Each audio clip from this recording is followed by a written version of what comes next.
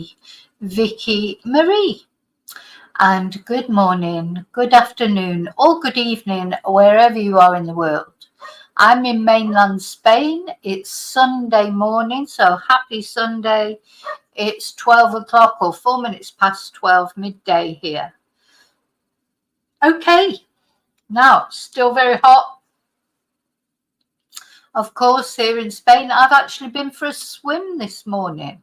So that's my first time in the local pool so far this year. I'm going to give you a little look at the pool in a moment. It's not my pool, unfortunately. It'd be lovely to have a private pool, but it's not a private pool. But having said that, pools cost so much upkeep. Sometimes you're better off if you're lucky like me. You've got a pool not far from the house, and it's cheap to use, and I don't have to pay for the upkeep of it. Okay, so first of all, I'd like to say thank you to everyone as always. Thanks for watching. Thanks for liking. Thanks for being members. Especially thank you to my members. Why not consider becoming a member? We do an exclusive members live stream every Tuesday and Thursday evening, and we talk about all sorts of things. And it's $4.99 a month to be a member of my channel and to join in both of those members live streams. Also, you get to use the special members emojis. Anyway, also thank you to those who sent me a super chat or PayPal'd me or bought me a coffee, sent me an email, left a nice message, or done anything in any way to participate in my channel. Thank you so much. Okay, let's take the banner off now, and I'm going to say hello to everybody in a moment. Just going to tell you who we're going to talk about today. We're going to talk about Allison Baden-Clay. We're going to Brisbane in Australia for this story, and this is a classic story, if you like, of coercive control, domestic abuse. Somebody who, didn't have the highest standards himself, but seemed to think everybody else should have the highest standards.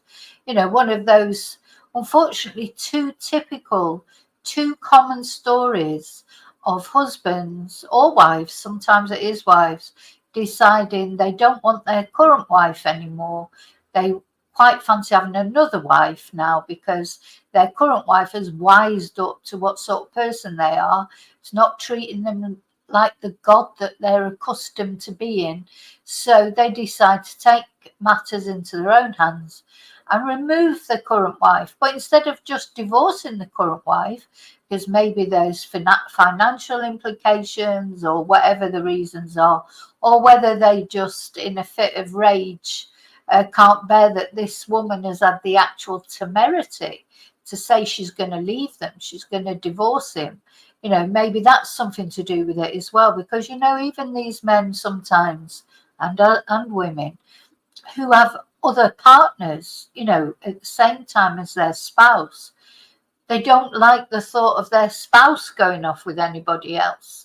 They don't want them to be with anybody else. They want everything. They want it all. They want the wife. They want the girlfriend. They want the money. They want everything. They don't want to give any of it up. So this quite often, very sadly, happens, unfortunately. And poor Allison, let's just have a look at Allison. Very beautiful woman. I think she was an ex-beauty queen, actually. Allison decided she'd had enough of her husband, and unfortunately he didn't seem to be happy to accept that. I think he was always punching over his weight, to be honest, in my opinion. This is her with her husband. Oh, sorry, that's not her, that's his mistress. This is them on their wedding day. Happier times. It's a shame, isn't it? Because they do look so very happy there, and I'm sure they were happy. Though he's got one of those smarmy smiles, hasn't he? Just even looking at him smiling there, to me, I just think, bleh. But she looks, very attractive. They had children together. Anyway, we're going to go through the story. First of all, I'm just going to say hello to everyone before we start. And there is a connection in this story to the Scouts, of all places. You know, this lady, the man that she married, he was the great grandson of the person who is thought or is accredited to have started the Scout movement in Britain. Okay, so let's say hello. Hi, David. So Kelly, I presume, yeah, you know this case because it's Australia, of course. Hi, Natalie. No, this was a local pool, Kelly. I don't really like swimming in the sea. I'm not a fan of swimming in the sea. I do if it's very, very clear and I can see to the bottom and see what's in there, maybe, but I don't like seaweed. Also, you know, our beaches. When all the tourists come here in July and August, it's a very tourist area. I don't think the sea is clean in July and August. I'm 100% certain that it isn't. There's so all of a sudden all these people descend using all the you know, the toilets and this, that, and the other in the sea. It always feels horrible. So if I was ever going to swim in the sea, I would swim in like the off season. At the moment, honestly, I wouldn't recommend anyone swim and sea in these tourist areas. Hi, Pauline.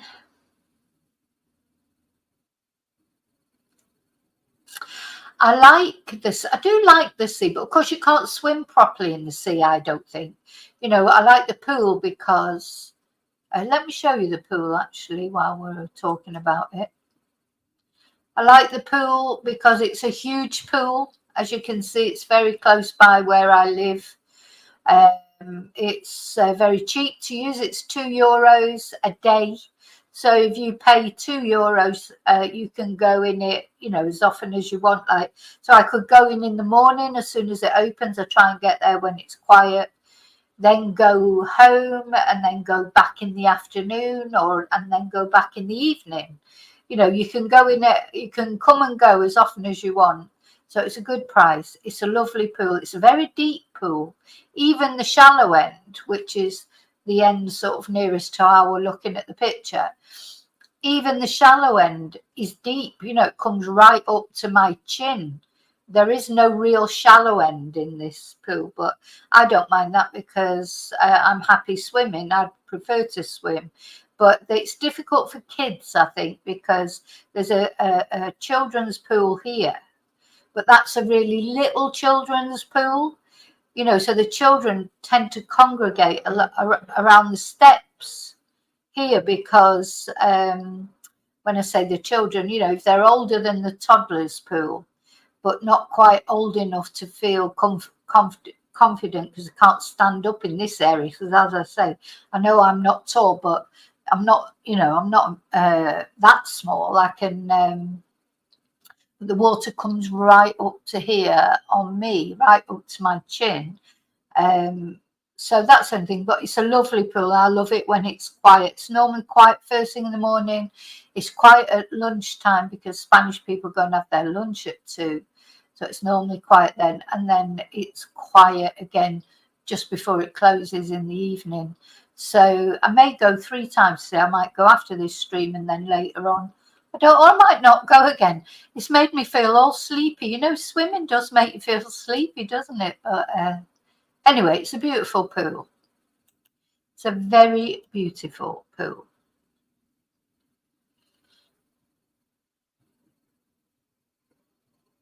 Yeah, it does put you off swimming in the sea, David, to be honest. As I say, in the off season, I would swim in the sea, but not in July and August. Too many foreigners. Too many foreigners here.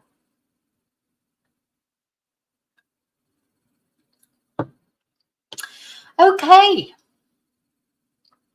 So let's see, where are we going for this case? So we're going to Australia to talk about this case. And we're going to Brisbane in Australia. Now I'm learning so much about Australian geography since I've started covering these Australian cases. And of course, you know, we've covered the main case that we've covered is, of course, Samantha Murphy, who went missing in Ballarat. And in the Tuesday night members, I'm going to be talking about that and some of the things that they've been saying in the mainstream media about Patrick's appearance in court that just are not true. So we're going to be talking about that as part of what we're talking about on Tuesday night in the members. So let's have a look at Brisbane. Where is Brisbane? So Brisbane is up here near the Gold Coast. It's, you know, the cases we've mainly been looking at, of course, have been in Victoria so far and on the border of Victoria and New South Wales. So don't think we've been up to Brisbane for a case before. So Brisbane's further north, up round the coast of Australia. And that's where this case, this is a setting for this case of poor Allison, who disappeared into thin air one day. You know, it's another one of those. It's just, you know, how often does this happen? Oh, just disappeared into thin air, this poor woman.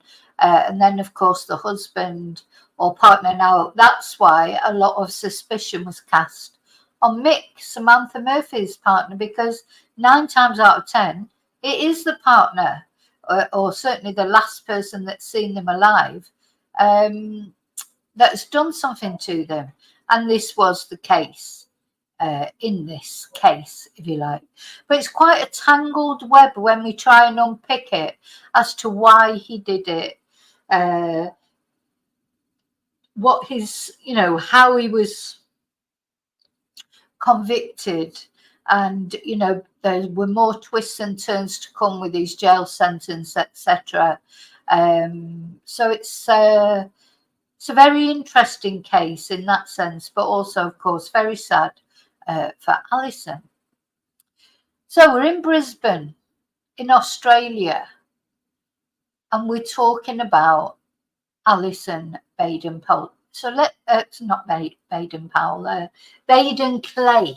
So let's talk a little bit about her husband, first of all, because that will explain to us the connection with the scouts and the person who is thought to have been the person who founded the scout movement. So Gerard Baden-Clay, who actually was British. He was born in Bournemouth, in England, in the United Kingdom on 9th of September 1970. So he's not Australian, although I think you could say that he'd lived a lot of his life in Australia, but he actually is not Australian. So let's have another look at him, that picture of their wedding day.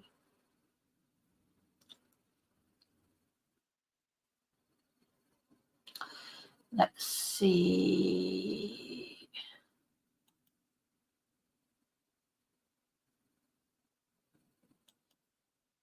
So this was on their wedding day, and here he is. So he was born in Bournemouth. He's actually British.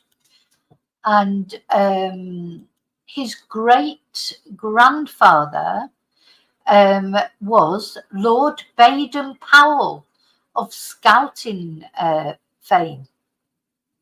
And we're going to have, I think we'll have, now, then they moved, let me just tell you the basic background of Gerard. His family moved from Bournemouth to Rhodesia, to South Africa. And then after that, in 1980, they moved to Australia. So he's actually an immigrant. He is an immigrant. He's a British immigrant to Australia.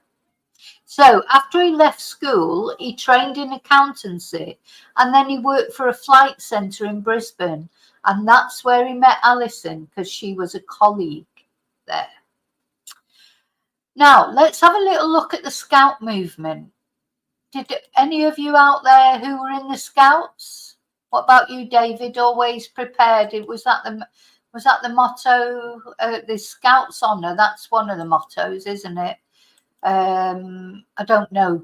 Obviously, I wasn't in the Scouts because the Scouts is a boys' movement. It's not, for girls, it was the guides or the brownies. But I did have it somewhere prepared.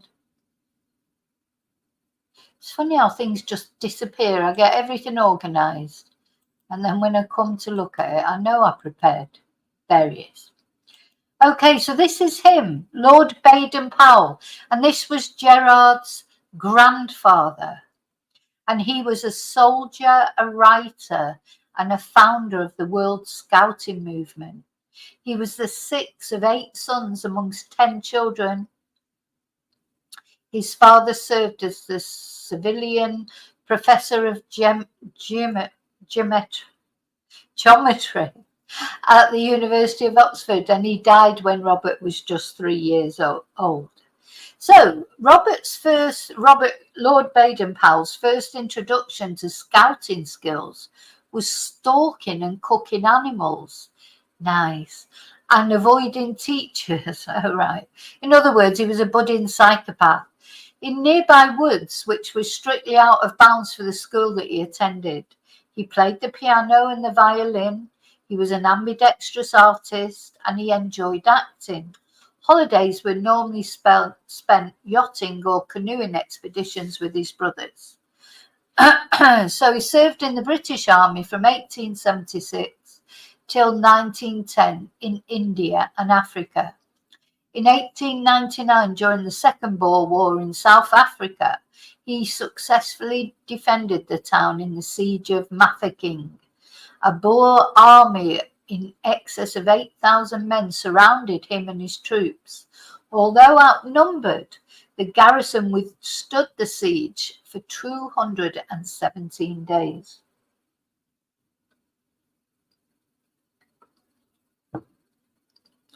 And much of this is attributable to some of the cunning military deceptions instituted at Baden-Powell's behest as commander of the garrison. So he became a national hero in Britain. And when he came home, he found that his military training manual, Aids to Scouting, had become a bestseller and was being used by teachers and youth organisations. So following a meeting with the founder of the Boys Brigade, he decided to write Aids to Scouting to suit a youth readership. And in 1907, he held a camp on Brownsea Island for 22 boys of mixed social background to test out some of his ideas. And this is seen as the beginning of the scouting movement. Scouting for Boys was subsequently published in 1908 in 6 installments. Are the Scouts even still going? I literally do not know, because obviously I've lived in Spain for a long time. So I don't know if any of the, are the Brownies still going, the Guides, etc. Because when I was young, the boys tend to join the Scouts, and the girls would join the Brownies, and then the Girl Guides. Trying to think what was the other boys one called. Anyway, so boys spontaneously formed scout troops, and the scouting movement had inadvertently started first a national and soon an international obsession. And although he could have continued his military career, Baden-Powell decided to retire from the army in 1910 on the advice of King Edward VII, who suggested he could better serve his country by promoting scouting. And under his leadership, he brought scouting to the youth of the world and the World Scouting Movement. By the end of 1910, there were over 100,000 scouts in England. And in 1922, there was more than 1 million scouts in 32 countries. And by 1939, the number of scouts had grown in excess of 3.3 million. And he became appropriately known as the chief scout of the world. So, as I said, I don't really know if the scouts are still popular now, but this is Gerard Baden-Clay's. What his family did, their family name became Clay, because of marriage. So they added in the Baden to keep the connection with Lord Baden-Powell, because it was such a famous connection. So his family did that. Gerard didn't do that. Gerald didn't do that. His family did that. But this is his great-grandfather, and he is famous for creating Scout movement. So he's got a prestigious background, if you like. Didn't do him any good in the end. But, oh, God, I've just realised I had that on all the time, didn't I? Sorry. Let me show you the picture again of him. Just realised I told you all that, but I didn't have the picture up. So you couldn't see the picture of him.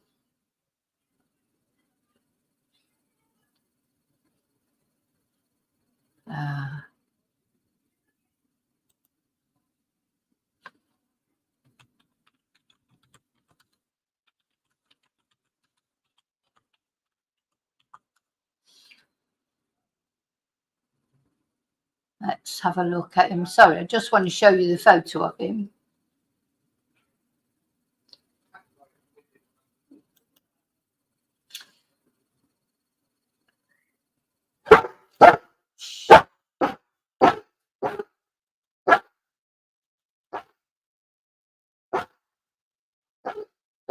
So there he is, and that's what I've just read out to you, this piece about him. But this is Baden-Powell here. Oh, let me show it again. There you go. So I think you can see it now. So that's him. But I read you the story. Okay, so let's go back to this story. So they met, Allison and Gerard met, and we can see from that photo that we were looking at. Let's go back to the photo again. On their wedding day, they seemed extremely happy, as everybody does. I suppose it always starts off so well, doesn't it? But quite often it goes wrong quite quickly, doesn't it? But I don't know if it went wrong quickly for them. They had children. Probably it all went okay in the beginning.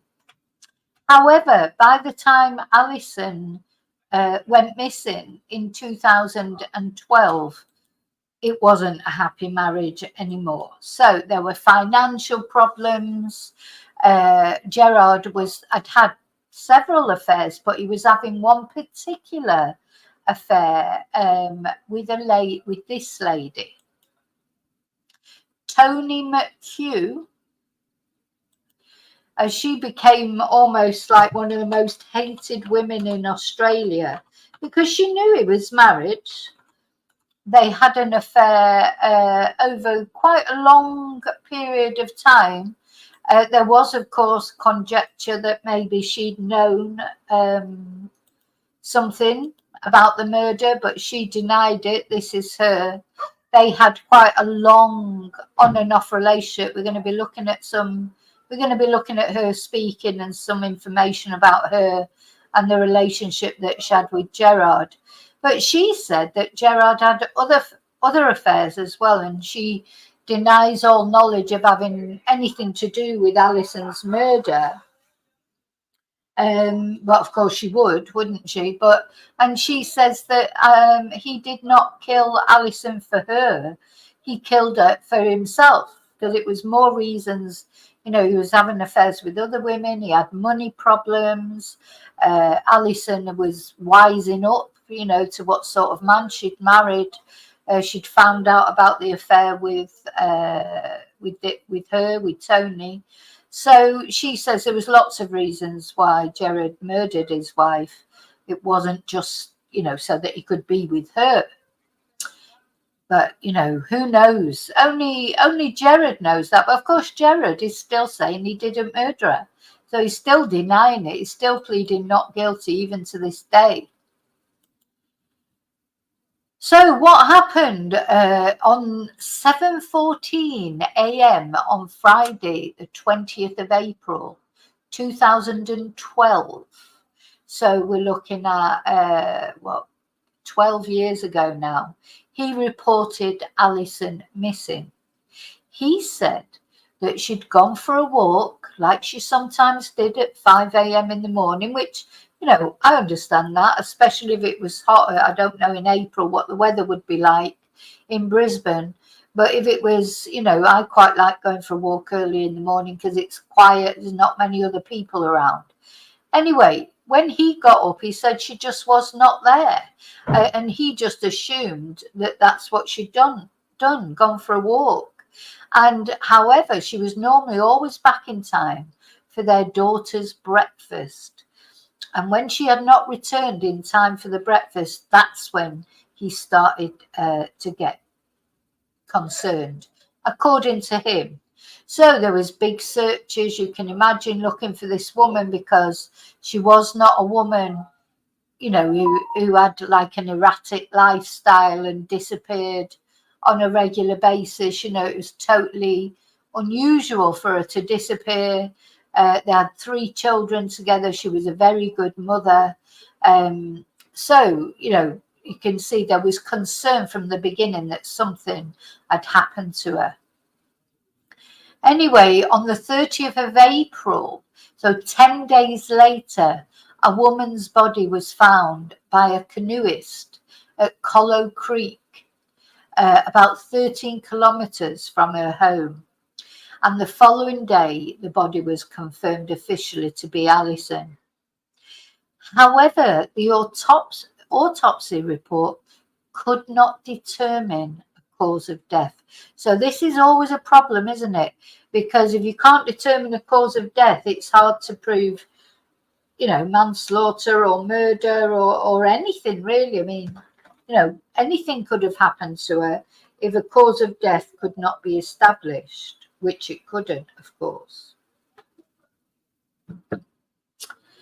However, as always in these cases, the spouse, Gerard, he was interviewed at the police station and he was charged immediately almost with her murder and for interfering with her corpse. But of course, he maintained his innocence and said, he was innocent. And he was denied bail because he was considered a flight risk. Because don't forget, he had connections in South Africa, probably still in Britain as well. Anyway, he was eventually found guilty. He was found guilty of murder. When the trial began in 2014, he pled not guilty to the charges, but he was found guilty. And he was given a life sentence. And listen to this, a life sentence with a non-parole period of 15 years. Even though he'd been found guilty of murder, he only got 15 years. Now, I know he's not that far off now. I mean, this was 2008, so he's only got another 5 years to do. And then he can apply for parole. Now, that doesn't necessarily mean he'll get parole, of course, but he can apply for it quite soon. But the charge of interfering with a corpse was dropped. Now, he went on to appeal that conviction, and his conviction was downgraded to manslaughter. However, a subsequent appeal, if you like, from the prosecution, the original sentence was re-implemented. So that's where he is. He's in prison. He's got minimum sentence of 15 years before he can apply for bail. And one good thing that came up, because Allison had a substantial life insurance policy, and also she had a substantial estate, of which her father was appointed the executor of the estate, but he received nothing from her death. He received no benefits whatsoever. So that's quite a good thing. So why was he found guilty? Because there was no evidence, in the sense of, nobody was there to see him kill her, or cause of death couldn't be found. So why was he found guilty? What was the evidence, if you like, the circumstantial evidence that was stacked up against him. And that's what we're going to talk about. And we're going to talk about his mistress. I'll just go back into the chat and say hello to anyone who's come in. Hi, BF.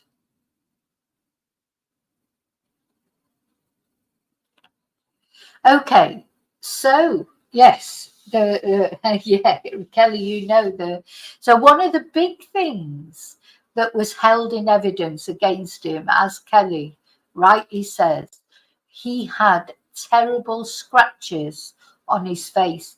And honestly, when you see this,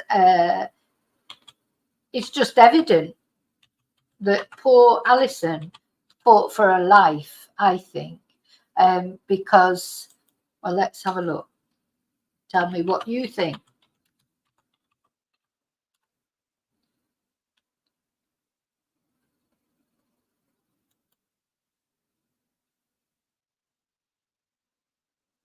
Let me just share this.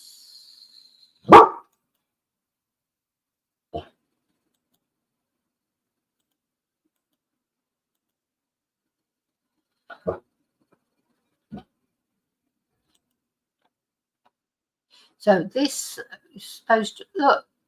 So these were the scratches on his face. I mean, that just looks exactly what it is, doesn't it? That poor woman fought for her life. And as he was probably strangling her or whatever he was doing to her, suffocating her, whatever he was doing to her, she was trying her best to leave her mark on him. Well, and she did. And that was like evidence that she gave, even though she was dead, because this was a big contributing factor in him being found guilty. I think there were some scratches on his hands as well.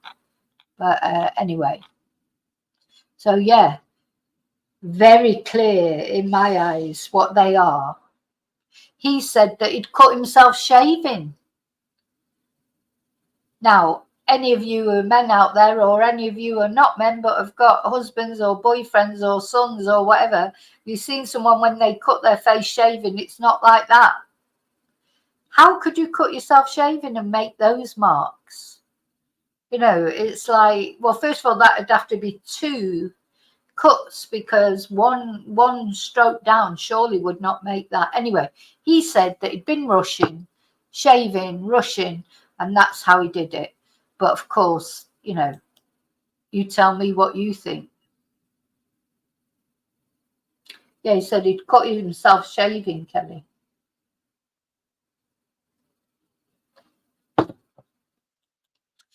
So I'm going to have a look. This lawyer, I found this lawyer's website. And for some reason, I don't know if they had anything to do with the actual case, but they're going through this case as part of their website. And I thought it was a very good summary of what happened. So on the 15th of July, 2014, following 5 weeks of trial before the Brisbane Supreme Court, Baden-Clay was found guilty of the murder of his wife Allison Baden-Clay and was sentenced to life imprisonment. However, that doesn't mean that he will remain in prison until he dies. The sentencing judge set the date that he would be eligible for parole in 15 years, which means he could be released as early as 15 years. Following his release on parole, however, he will be subject to strict supervision until the day he dies. So in this article, we're discussing the key elements of the prosecution case. So let's have a look.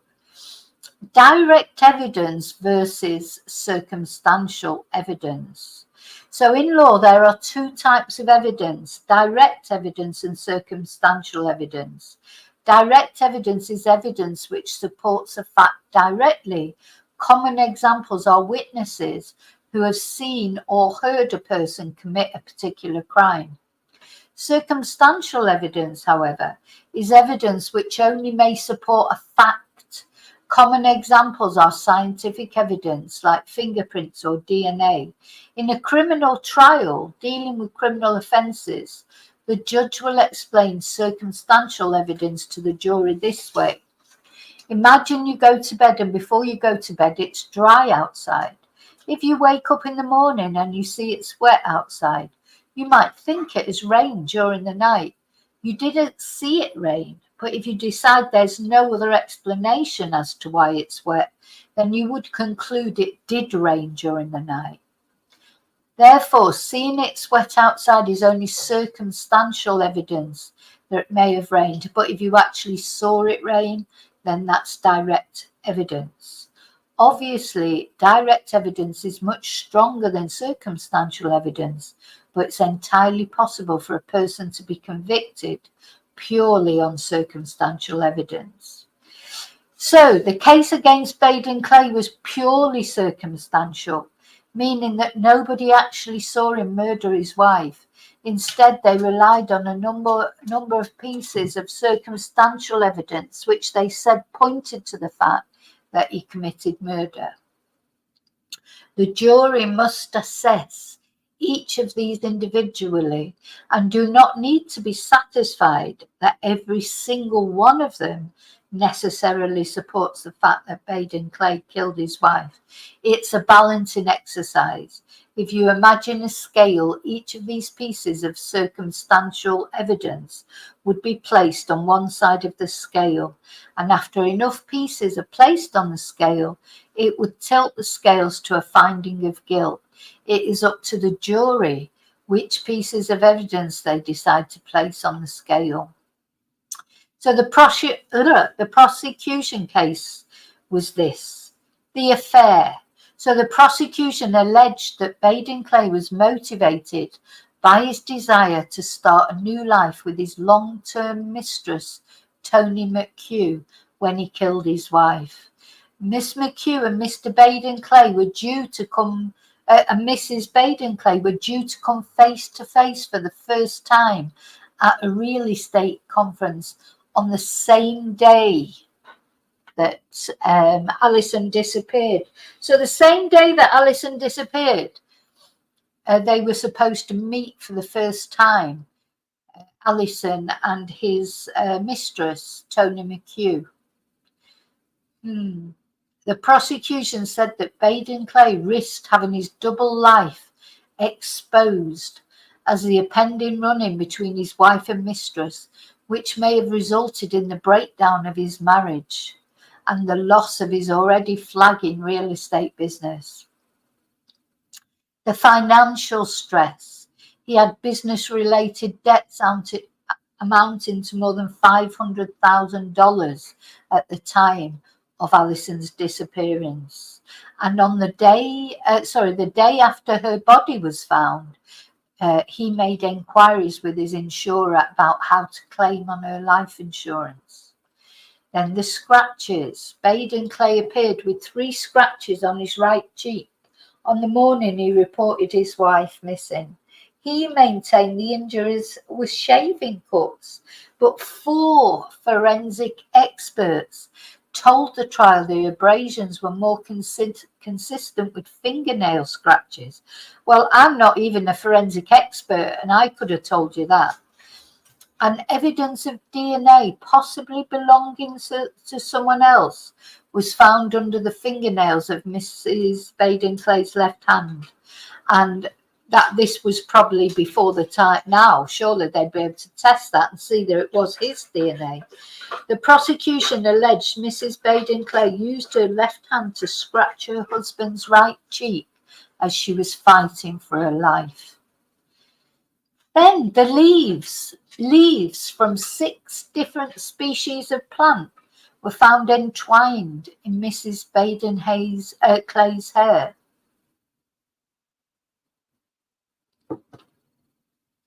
And were tangled in the sleeves of her jumper. The same 6 plant species were found growing around the Baden-Clay's home, particularly their back patio, carport and driveway. However, only 2 species of plants were found growing in the vicinity of Collow Creek, where Mrs. Baden-Clay's body was found.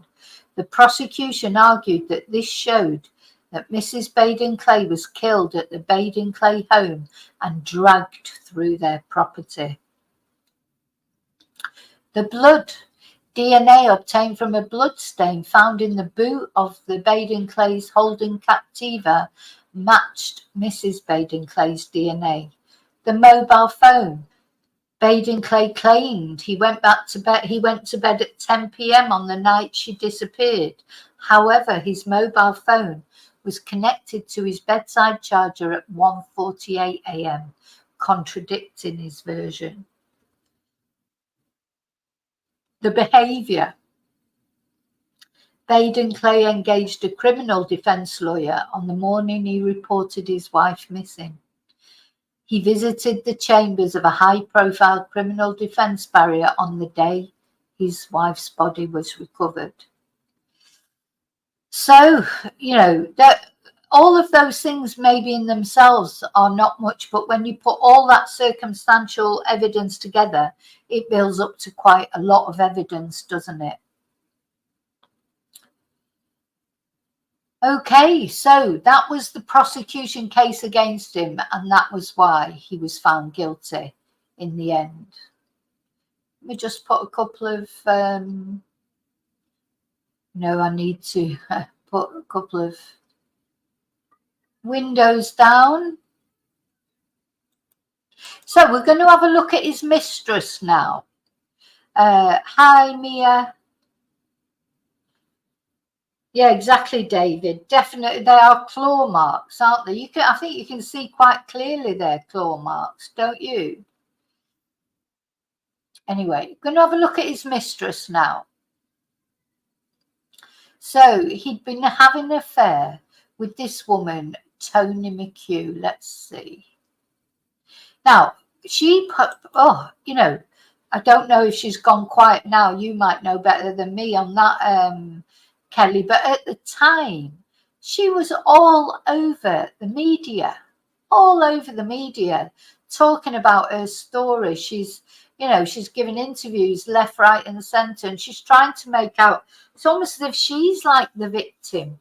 I find her really irritating because not because she had an affair with a married man, because there's a lot of women do go down that line. There's various different reasons, isn't there? But because it all seems to be about her. She had an affair. He probably love bombed her. He was probably very manipulative. I can imagine that. And, this does happen, as we know. But now, instead of just being quiet and respectful and just not making it all about her, she's just like whinge, almost like she's the victim. She's not the victim. Allison is the victim. Anyway, let's have a look at some of the things she's had to say.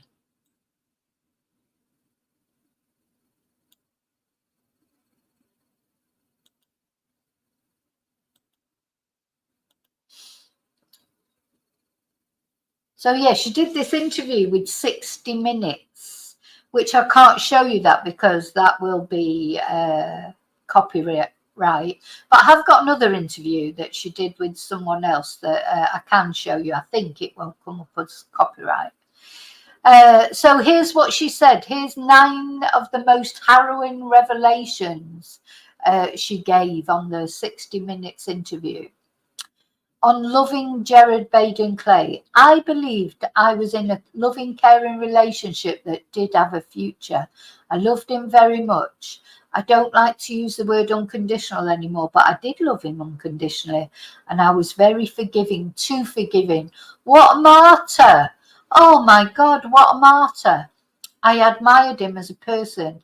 I really believed in his integrity, and I guess there was an attraction.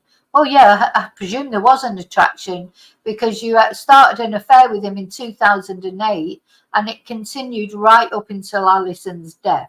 So yes, I guess there was maybe a little bit of an attraction. On whether she hoped to be Mrs. Baden-Clay. He was telling me he was in a marriage that wasn't a loving marriage, that he was only there for the children, the girls. And of course, we all know, that is that's what married men say, isn't it? That's just what they say. But she wasn't like a little sort of 18, 19-year-old. I think she should have known a little bit better as she got older.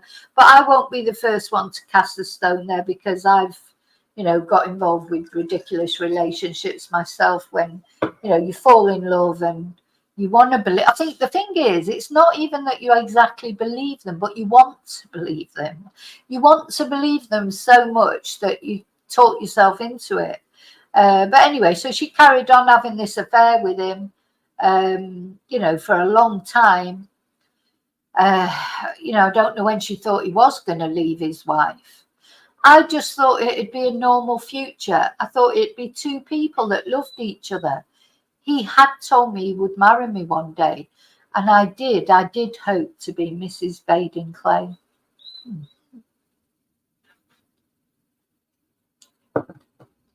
It's ironic, really, because when she looks back now, I wonder what she thinks, because she's saying, I did hope to be Mrs. Baden-Clay. Well, lucky for her, she wasn't Mrs. Baden-Clay, because look what happened to Mrs. Baden-Clay. She got murdered.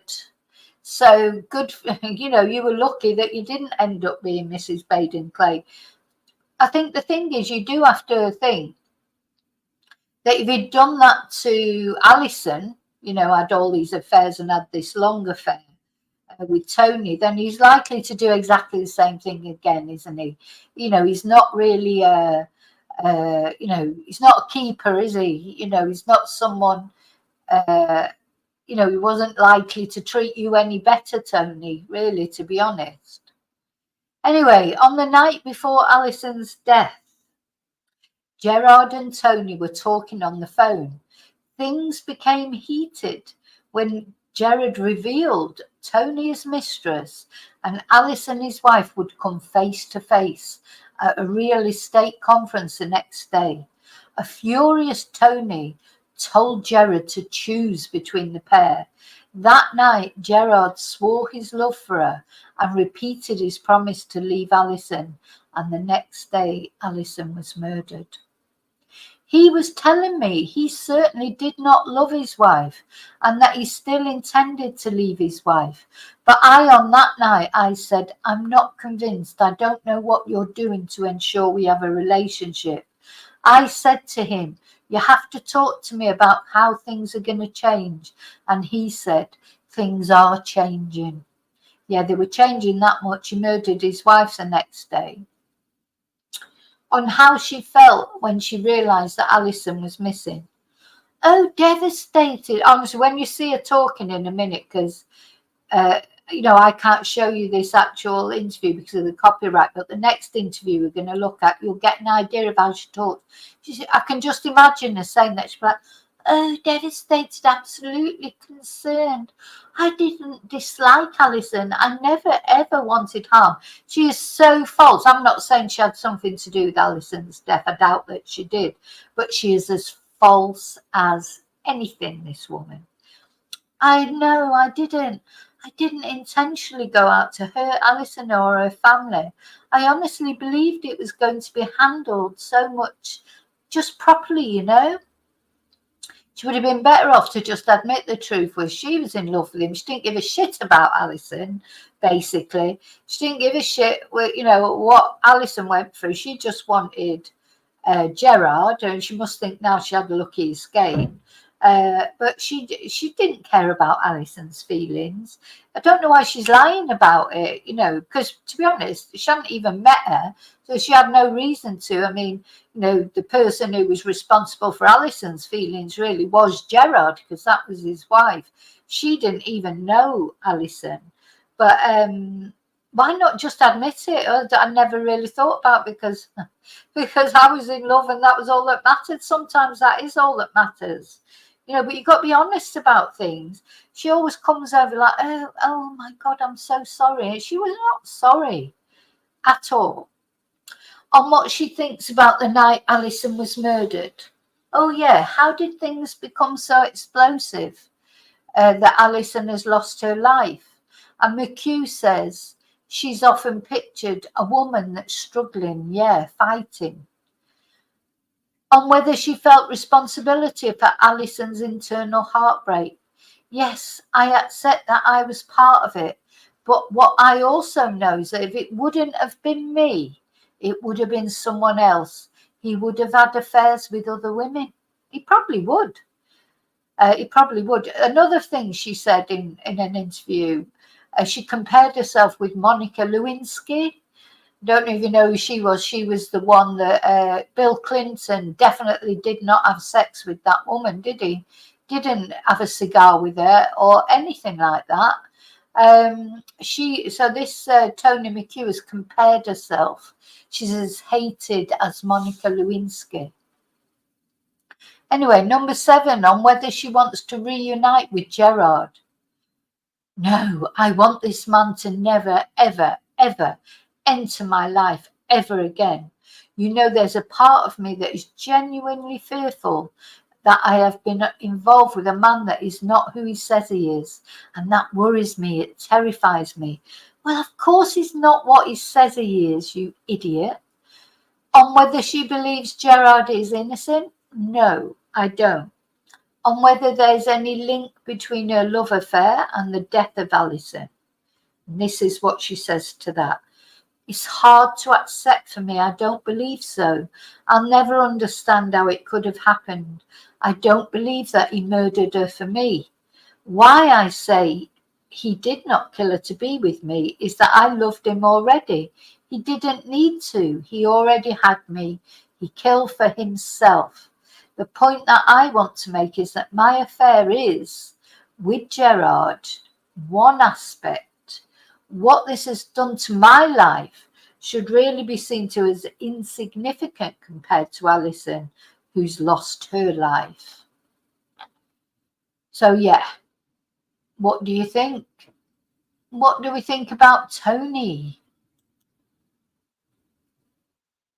Yeah, I agree, Kelly. She should have kept quiet.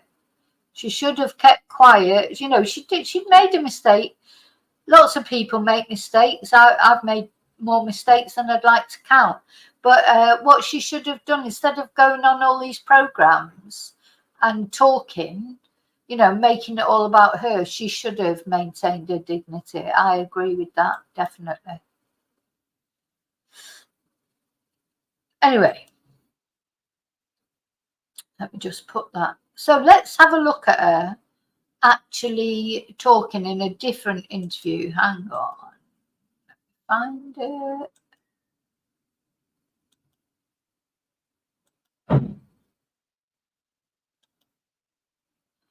Sorry, I've got loads of windows up as usual. Right, I think this is, so you can hear her talking on this. This is a different interview. You get a better idea of what she's like, and what do you think?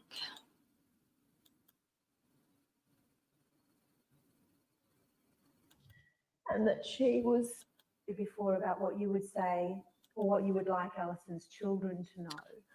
It's a bit quiet, but anyway. About what you would say or what you would like Allison's children to know.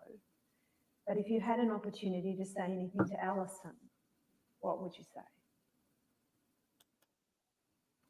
Again, I'm so sorry that she has potentially, I'm so sorry that her life has been so painful, and that I'm just, no woman should have to go through. Now, I don't know about you, but she comes over so false to me, and I could be wrong. But, you know, when you're telling lies, you have to think about what you're saying, don't you? She comes over to me, she's thinking about everything. If she was speaking from the heart, I don't feel like it would be so difficult for her to say it, unless she's just, trying to be careful what she says, but she shouldn't be. If she's going to go on and do these interviews, she should speak from the heart. The feelings of those feelings of inadequacy that she was feeling and clearly felt. Do you feel responsible for some of those feelings? I can't be personally held responsible. I know that if it wasn't me, it would have been another woman. The marriage problems were pre-existing well before I became part of Gerard's life. So what you're saying is that the marriage was not in trouble because of you, and this did not happen because of you. No, it didn't happen because of me. Are you able to say Gerard is a murderer? Yes. Yes, I can. And that the verdict is the right one? The verdict is the right one. Joe, it's funny because how people are different, aren't they? Because I'm the sort of person, I take the blame for everything, even when it's not my fault. So I would definitely, if that was me, I'd be like, oh, I do feel guilty. I feel guilty about everything, even things I haven't even done. She's not, that's human nature, I think, to feel guilty, even though you haven't done anything. That doesn't mean to say you are guilty, but, accepting some responsibility is not a bad thing, to say, well, when she didn't murder her, he murdered her, but of course you would feel responsible. So the night before you've told him, right, it's ultimatum time. Either you leave her or that's the end of us. And then he goes off and murders her. Of course you'd feel guilty. It's not your fault. It's not your fault. It's his fault. He's done it. Even if you've given that ultimatum, it isn't your fault.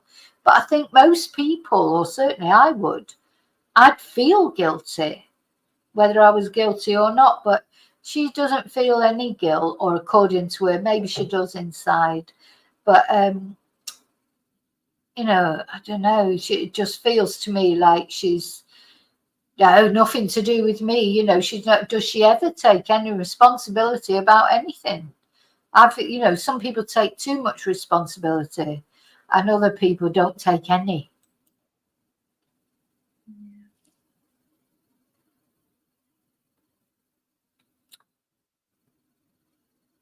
So apparently, she said that Gerard had sex with others just to test our love. Anyway, I think I've gone on to a different video now, which was. Do you know where they are in the bush, over? Nathaniel, Gareth, Stacey, guys. So yeah, again, what do you all think? Yeah, well, people do have affairs with married men. Unfortunately, it's not right, but it does happen, doesn't it? Anyway, let's look at some positive things that have come out of this. I mean, positive thing is that he was caught. And, although he doesn't seem to be in prison for very long, unfortunately, at least he is in prison. Now, this is something, the Allison Baden-Clay Foundation. This has been set up in Allison's memory, which I do think is lovely, to be honest. So it tells us about Allison. Allison Baden-Clay accomplished many things in life. A university graduate, spoke 6 languages, warm, talented, intelligent. Her passion was ballet, and she lit up the stage when she danced. She was a high achiever. She was crowned Miss Brisbane in 1993.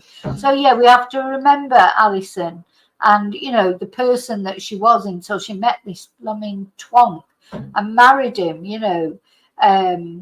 She married Gerard Baden-Clay, the great-grandson of Scouts founder Lord Baden-Powell, and together they had 3 beautiful girls. They seemed to have it all, but Allison was keeping a secret from close friends and family.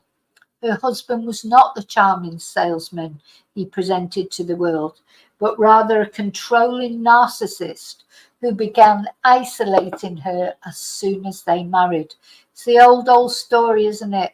Isolation, isolate her from her family, from her friends.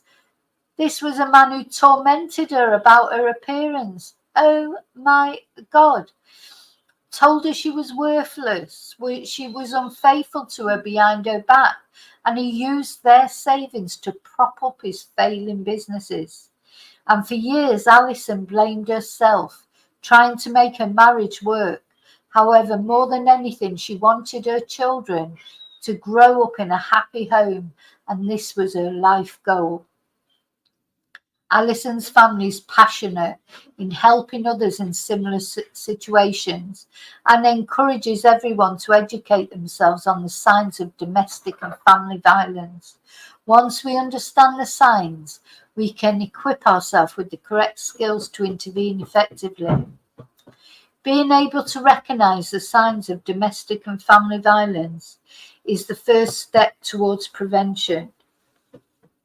In Allison's case, there were many signs, some more overt than others. Some of the signs included isolation, control of finances, depletion of self-esteem.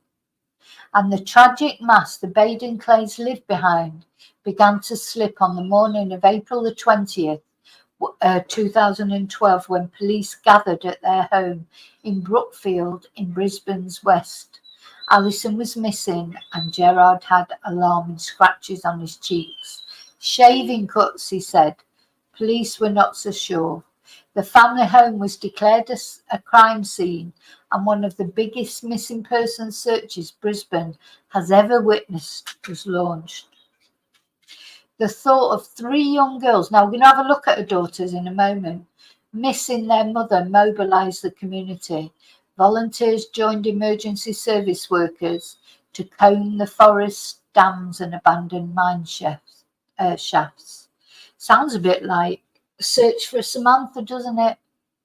As the search went on, a wall of flowers and cards formed on the front fence of the Baden-Clay home. The worst fears for Allison were realised when her body was found 10 days later under the Colo Creek Bridge at Anstead, 14 kilometres from her home. She was 43. So then it goes on to tell the story of Gerard being charged and the trial, which we've already looked at. But the thing is, what this does, what this group, if you like, does, or this foundation does, is it gives out... it's just recently sponsored like a ballet, what would you call it, ballet sponsorship, because that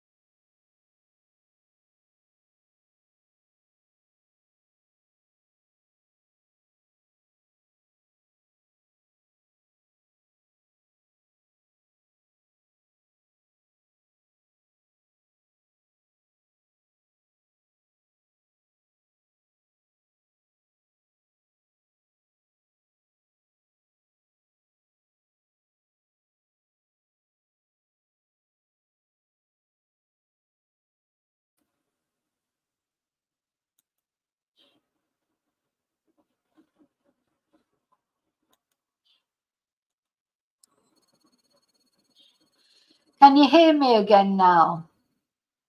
This webcam is on its way out. It just keeps disconnecting itself. I think you can hear me again now. You should be able to hear me again now. So let's have a look at what's going on with her daughters.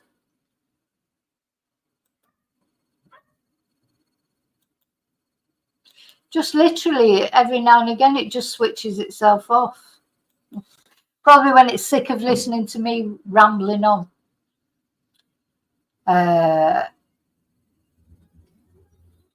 Come on, why is this not coming up?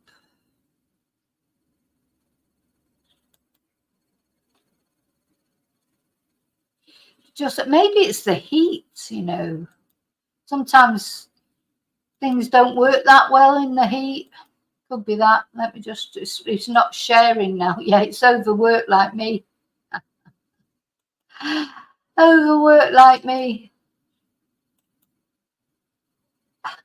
It's not sharing now. Hi.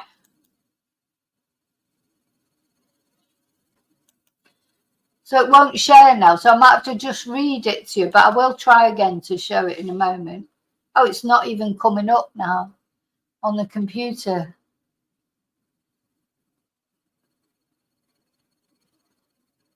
It's crazy, this. There's definitely some gremlins.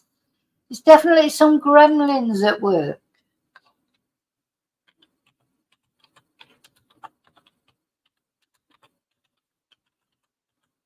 I had the article already and it wouldn't share. And in fact, I can't even just read it now.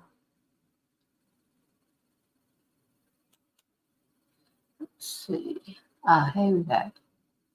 Right, found the article again. Let's see if I can get it to share.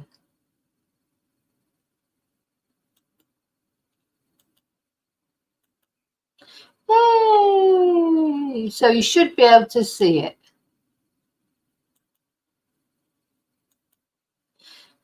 So Allison Baden-Clay's eldest daughter, so remember she's got 3 daughters who they're grown up now, is a spitting image of her murdered mum as she celebrates graduating from university with her 2 sisters 10 years after their father's wicked betrayal. So this was when was this? This was last year, last June. So Hannah Baden-Clay has celebrated her university graduation in a dance performance.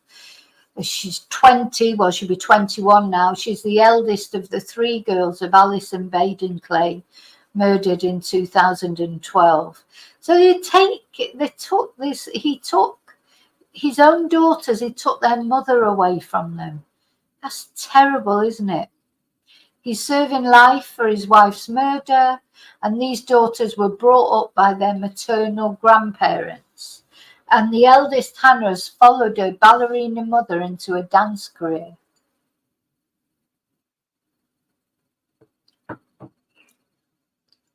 So yeah, unfortunately, Gerard Baden-Clay could walk from jail in 5 years. Let's hope he doesn't get bail. You know, he has to apply to. It's not guaranteed that he will be released, but anyway. So Hannah Baden-Clay has honoured Allison's cherished years as an aspiring ballerina by completing a course in dance performance at the Queensland University of Technology. She posed in her graduation cap and gown with her sisters. Sarah, 18, so she'll be 19 now. Ella, 15, who'll be 16 now, who were left without a mother when their dad, Gerard Baden-Clay, took her life in April 2012. So again, it's what we've talked about in, you know, more or less nearly every video that I do of true crime, the ripples that go out. So not only is murdered Allison, you know, she's the primary victim, but his own daughters are victims. Allison's family are victims. The victims just keep circling out, you know. But how you could make your own children victims, I don't know. But there you go. So apparently they were brought up by their maternal grandparents, Jeff and Priscilla Dickey. And last month, well, this will be last year now, marked the 10th anniversary of the murder of their beautiful, loving strong and courageous mother. So the girl's father has been in custody in a Queensland prison since his arrest 8 weeks after Allison's death, and he could walk from jail in 2027 after serving just 15 years. They were only 10, 8 and 5 when they went to live with their maternal grandparents. So here they are. So they've survived. You know, they've survived. Ella on the left, who's 15. This is Hannah, who's just graduated. And Sarah. Well done, girls, you know, for coping with the loss of your mother. It just must have been awful. So this was them at the time. Oh, he's got his arm around these 3 girls. He's almost smiling there, isn't he? What a twonk. You know, there he is. He's made these 3 girls motherless. His own daughters, he's made them motherless. How dare he? And there he is, of course, in happier times with Allison. I expect they did have happy times at some point, but so yeah, he plotted killing his wife because he wanted to cash in on a life insurance policy and cement the relationship with his mistress, Tony McHugh, who worked at his ailing real estate agency. So there's no new. Apparently he had red marks on his torso as well as the scratches, and he blamed that on a caterpillar attack. Oh my God, a caterpillar attack. For fuck's sake. Oh yeah, beware those caterpillars that attack you. He did not join in the search. That was another red flag, if you like. He didn't join in the search at all. You know, he phoned his mistress and he told her we need not to communicate and lay low. I mean, do you think she did know anything? Maybe she did. Maybe that night when he went round to her house and said to him, right, it's an ultimatum. You know, it's an ultimatum. It's either her or me. Maybe they made a little plan. You know, maybe she did know. Oh, look at this here. Find the Daily Mail on TikTok and follow us. Oh, there you go. So all these TikTok detectives that they're always slagging off. So now you can find the Daily Mail on TikTok if you want to find them. So anyway, there she is, a beautiful Allison, who was a former ballerina, and Hannah, who's her daughter. And yeah, they are so alike, aren't they? Anyway, I'm glad she's managed to make something of her life. You know what? She could have easily gone a different way. You know, it's not easy to cope with your mother being murdered by your father. You know, she could easily have gone down a different road, and you couldn't blame her, really, if she did. A got change. Yeah, I'm going to have to do a wish list, David. I need somewhere new to live first. That's my first thing on my wish list at the moment.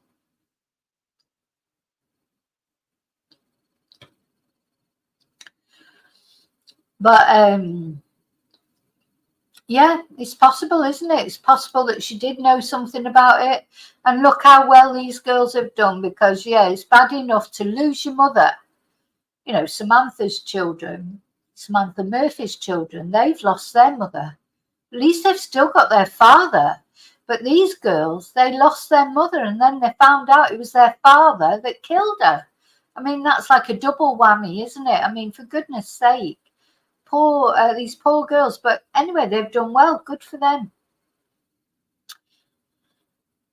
And there is Allison.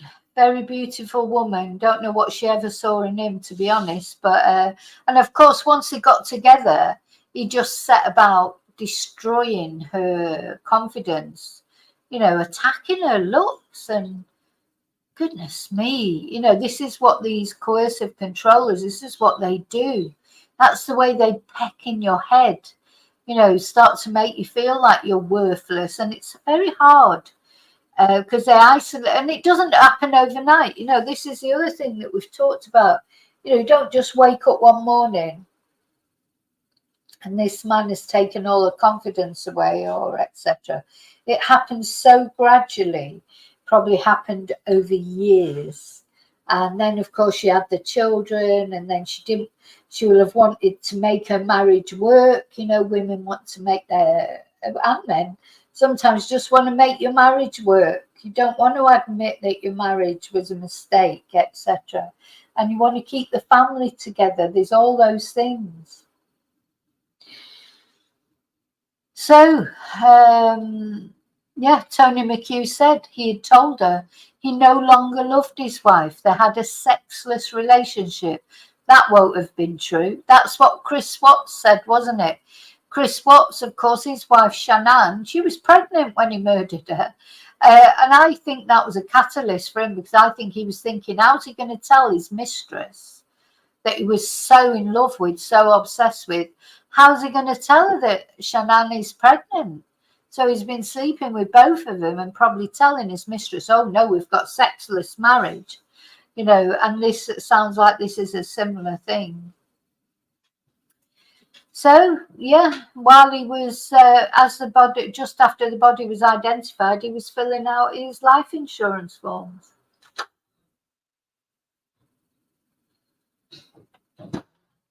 So he is in Arthur Gorrie Correctional. I don't know what prison he's actually in at the moment. This is their home. Again, picture of their wedding day. He just looks like a smarmy twonk, doesn't he? Here's the scratches again. Oh, yeah, so you've got 3 scratches. So that's apparently a shaving cut. And then other marks he had on his body was a caterpillar attack. God, caterpillar attack. I just got visions of all these caterpillars like attacking him, you know. And that's, yeah, there's Tony McHugh, his mistress, his long-term mistress.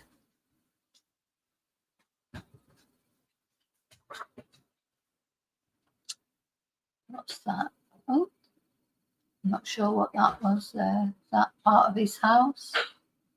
Oh, this is where the garden. So this is where the botanist identified the species of plants. So it sounds like he dragged her out of the house to the car. Yeah, there she is again.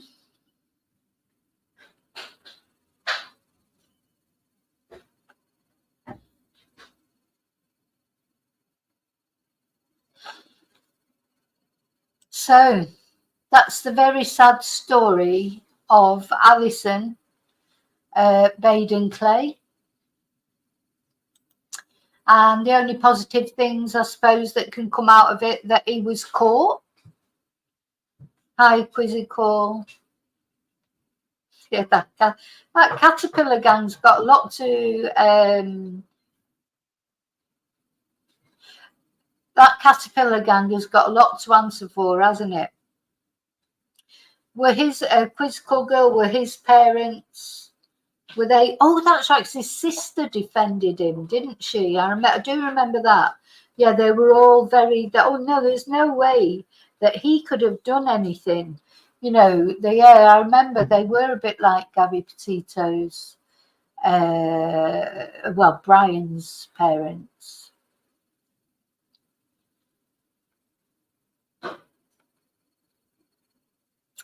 That's exactly what I thought. Who said that about the Butlins? Yeah, the yellow coats.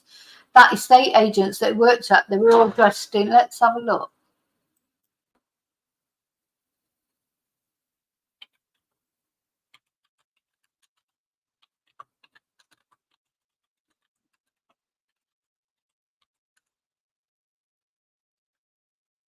Yeah, let's see if we can find the images. They just look like, instead of red coats though, look.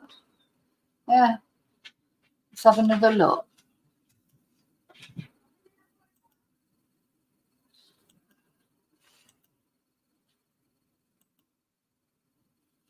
Yeah, he looks just like a smarmy git, doesn't he, to be honest? So does she. I'm sorry, she just does. Honestly, I wouldn't trust her further than I could throw her. There's something about that woman. Normally I do like to stick up for women, but I do find her like quite offensive. She's false. In my eyes, she looks false, just like him. Let's see if I can find something about his parents.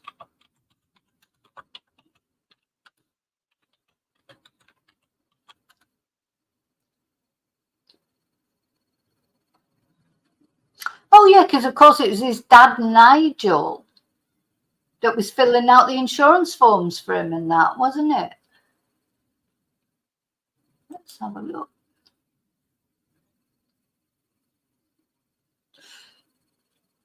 Oh, they've left Brisbane. His parents have left Brisbane, apparently. So, yeah, his father helped him file the life insurance claim. As much as you might love your parent, your children, I think, if your son's wife disappears and then she's found dead, and then your son comes to you and says, oh, I want to sort this life insurance out, I think there would be a little bell going off in your head somewhere, wouldn't it, if you were a normal person? Of course, Chris Watt's parents were the same, weren't they? Sometimes I think this has a lot to do with these twonks who murder their wives, is the fact that they've been, cosseted by their parents. Stephen Stearns is another one, isn't it? Their parents have defended them, cosseted them. We all want to cosset our children up to a point, but not in this sense, like, Stephen Stearns' parents bought him out of trouble, all those kind of things. So, yeah, very odd.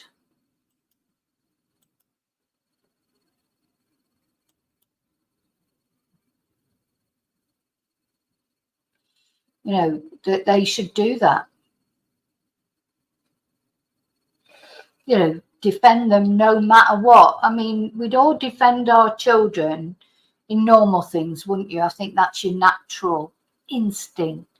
But when it comes to this, like when Gabby Petito came back, when Brian Laundrie came back in Gabby Petito's own van without Gabby lived at his parents with him. I mean, it wasn't as if they hardly knew her.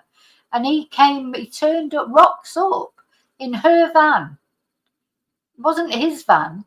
Rocks up at his parents' house in her van.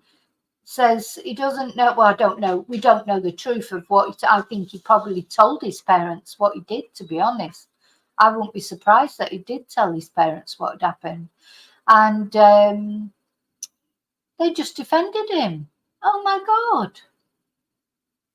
My God.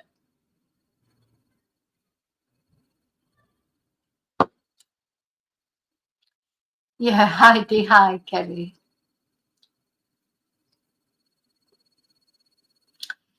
So, I'm going to put up, let me just stop sharing. I'm going to put up a nice picture.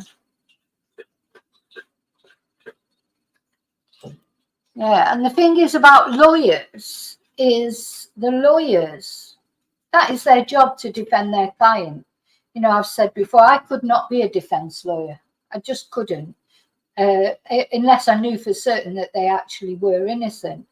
But knowing that my client had murdered this lovely woman, mother of 3 children, I couldn't defend him. I just couldn't. I'd probably end up punching him, so I just couldn't. It's not in my personality. It's not in my makeup to do that. I know someone's got to do it. I understand that. Everyone's innocent till proven guilty. And that is a right that everybody has. I do understand that. And there are some people I could defend. Like if you knew that it had been like a crime of passion, they were owning up to it. I think I could defend someone who was being honest about what they'd done. But, there was a reason for why they'd done it. you know, either a psychosis or a, you know, just something, not a cynical sort of, you know, that they weren't trying to cover it up. So you're trying to you're not really trying to get them off then, are you? Because they've maybe they plead guilty to manslaughter or whatever. I think I could defend someone like that, or someone who'd been pushed to the point of, you know, sometimes people do murder people because they've been pushed to it over years of abuse, etc. So that does happen, but not something like this. You know, what happened to divorce? You know, divorce someone, don't murder them, and it all comes down to money again. It's all about the spondulits. It's all about the dollar bills. It's all about the money, money, money. I won't make you suffer me singing that song, but it really is, isn't it? A lot of the time, these cases, it's all about money. It would have cost him too much to divorce her. You know, maybe, you know, he was having that. Well, we know he was having the affair with Tony.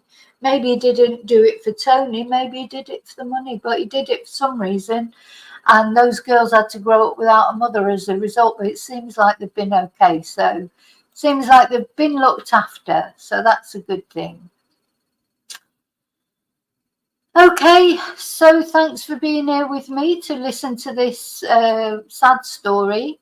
But at least he got his comeuppance. You know, he's been caught. I don't, you know, you find I don't do many unsolved crimes because I find them too frustrating. I like to know that someone's been caught, even though I'm a bit annoyed about the sentence, which doesn't seem long enough, does it? But anyway, he's in prison. He may not get out after 15 years. We have to see what happens.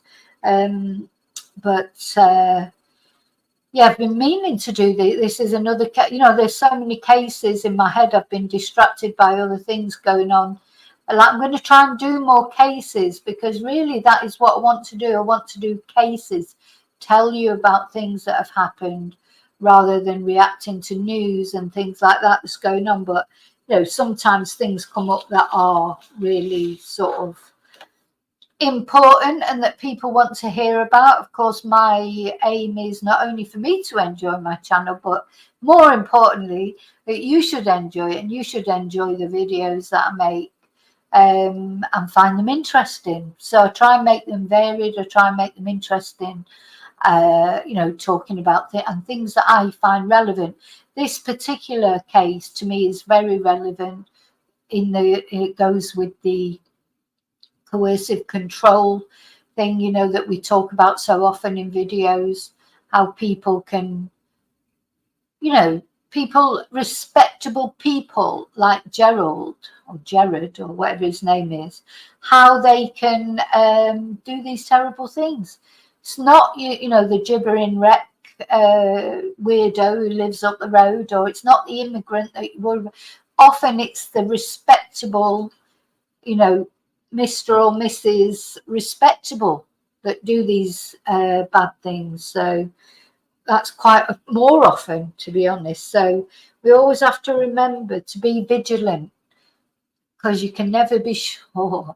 Once someone starts trying to isolate you, if you're in a relationship, whether a man or a woman, because it does happen to men as well, of course. Once someone starts isolating you, insulting you, you know, trying to make you feel worthless, all those things, you know, making remarks about your appearance, etc., that is definitely a time that you've got to, you know, you've got to notice those things and do something, or you've got to be aware that those things are not good, because otherwise the next thing you know, you're too far in it and you can't get out of it. So okay, so I'll see you really soon in the next video, and until then, as always, may your God go with you. Thank you so much for watching, and fly free, Allison. Let's have one last look at Allison before we go. She deserves it. She deserves to be remembered. And rest in peace, fly free, bless her. And I hope her daughters continue, you know, doing well.